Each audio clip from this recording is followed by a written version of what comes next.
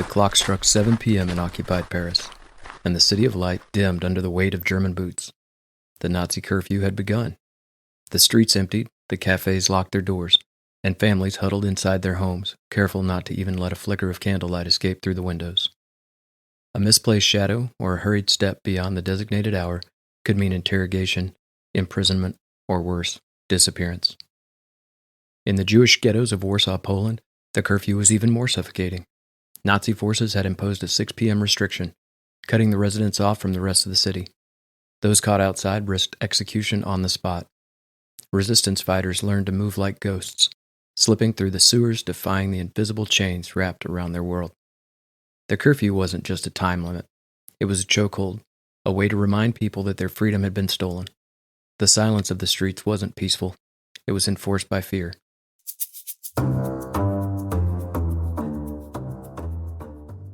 Welcome to Lexiconned, the podcast where we unravel the tangled histories of words and phrases, separating fact from fiction, sometimes with a dash of humor. I'm your host, TJ, and today we're bringing in the word curfew for questioning. Where does curfew come from? What did it originally mean? Well, grab your metaphorical torches and prepare for some etymological sleuthing. The word curfew comes from the old French word couvre-feu, meaning cover fire. This wasn't just a poetic suggestion, it was a strict order. In medieval Europe, especially in Norman England, people were required to extinguish or cover their fires by a certain time each evening. And why, you ask? Because medieval towns were essentially tinderboxes waiting for disaster. A single stray ember could turn an entire village into a medieval barbecue. So when King William the Conqueror invaded and took control of England, he brought not only his army, but also his language and culture in the Norman conquest of 1066.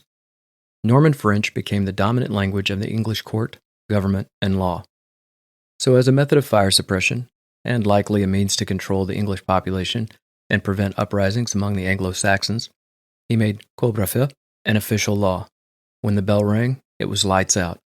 No late-night snacks, no romantic candlelight chats, and definitely no doom scrolling. Just darkness and the sound of someone probably breaking the rule and burning down half the town.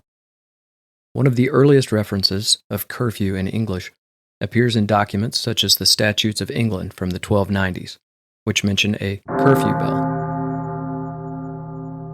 rung to signal the time for extinguishing fires. As time passed, the word curfew evolved beyond just fire safety. By the 14th century, it began referring more generally to a rule of law requiring people to stay indoors during specific hours.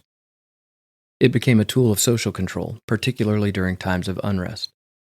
Fast forward a few centuries, and curfew pops up in wartime, revolutions, and civil unrest used by governments to keep order, or at least try to.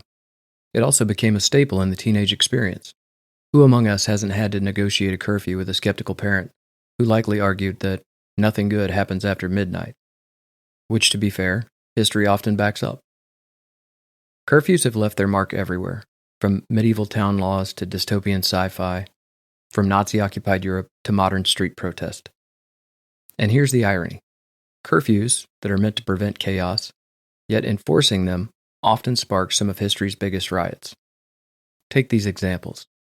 As you heard in the opening, during World War II, Nazi Germany imposed curfews across occupied territories, including France, Poland, and the Netherlands, resulting in the coordination of resistance movements and the deaths of tens of thousands.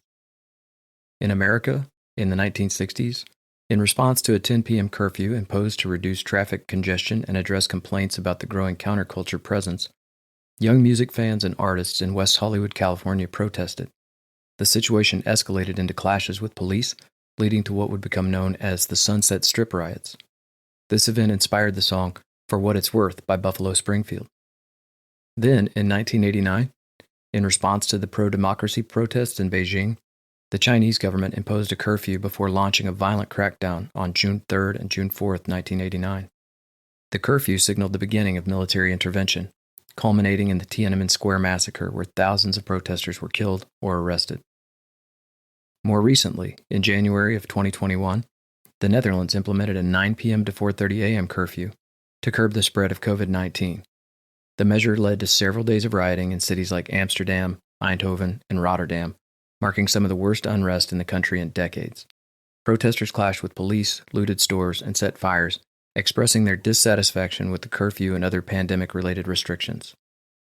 Apparently, after 900 years, governments still haven't realized that telling people to stay inside just makes them want to go outside even more. Presumably, it's the resulting harshness of enforcement and the oppressive nature of a curfew that have given it such a negative connotation in modern language. So there you have it. A word that started as a fire safety measure now governs everything from teenage social lives to emergency lockdowns.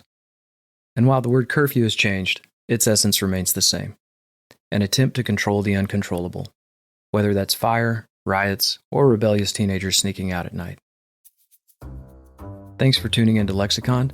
If you enjoyed this episode, don't forget to subscribe and leave a review. And if you've got a word or phrase you'd love to see investigated, let us know. Until next time, remember, history is written in words and sometimes enforced with bells. As always, Lexiconned is written, recorded, and produced by me, your logophile companion, TJ Martin. Thanks for listening.